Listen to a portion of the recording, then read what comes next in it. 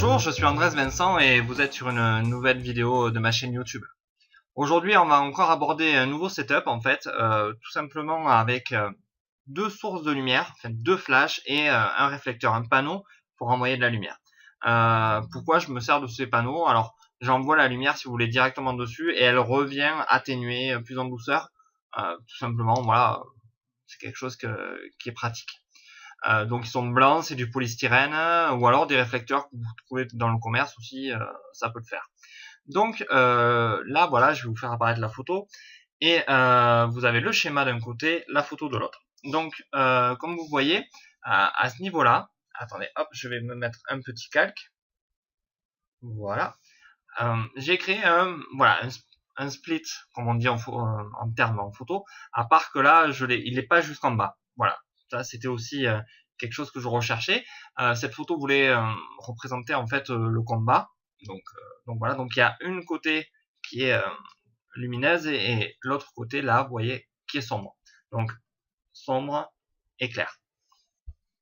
Donc vous pouvez voir aussi apparaître derrière là, voilà, hop, à ce niveau-là, partout là derrière, une autre partie, on va dire claire, qui est en fait la deuxième source de lumière, qui est le petit flash que j'ai mis derrière. Donc, comme vous pouvez voir à ce niveau-là, au niveau du schéma, le flash, là, hop, va venir se poser, voilà, sur cette première partie du visage et sur le dessus de l'épaule, à ce niveau-là, hop, et voilà, toute cette partie-là. Là, c'est la partie claire. Et on a une partie du flash qui part taper là. Donc, hop, on va changer de calque. On a une autre partie de la lumière qui part directement là-dessus et qui est renvoyée sur cette partie. En fait, pour créer quelque chose de moins lumineux, quelque chose qui soit pas non plus bouché, qui soit pas noir complet comme peut l'être le derrière. Donc, la lumière va doucement se poser sur le visage et va quand même conserver la dureté au niveau des ombres. En fait, vous voyez, la transition, elle est brutale. Et donc, pour mettre en valeur aussi la coiffure, changer un peu les choses, j'ai mis voilà, ce flash derrière, troisième calque, pour venir directement se poser sur les cheveux. Toute cette partie-là, que vous pouvez voir, hop, qui est plus claire, est illuminée par le flash. Mais aussi, vous voyez, hop, les épaulettes et dans une moindre mesure, voilà, les côtés. C'était vraiment pour venir par derrière, comme ça, venir donner de la hauteur à la coupe de cheveux, en fait, pour vraiment la mettre en valeur et dégager du fond le modèle. Voilà, c'est une autre méthode pour décoller aussi les modèles. Vous n'êtes pas obligé de les mettre sur le côté, vous pouvez le mettre directement derrière, surtout sur un portrait, comme ça on voit pas en fait le flash parce que c'est le modèle directement qui le cache, donc ça c'est aussi pratique.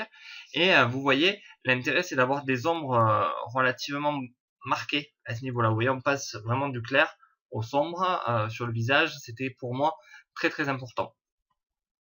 Et au niveau de la tenue, vous voyez, on garde le modelé du corps, je veux dire, on n'a pas quelque chose de brutal.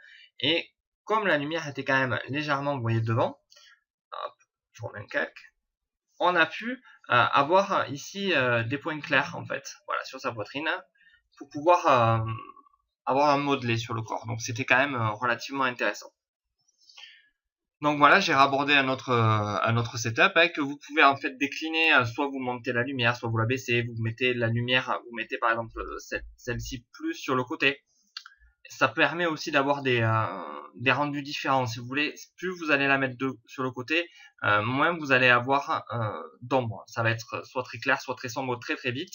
Et si vous enlevez cette partie-là, vous la supprimez, vous aurez cette partie très obscure en fait, ce qui peut être aussi très intéressant. Donc à vous de jouer un peu avec tout ça et de faire évoluer le setup.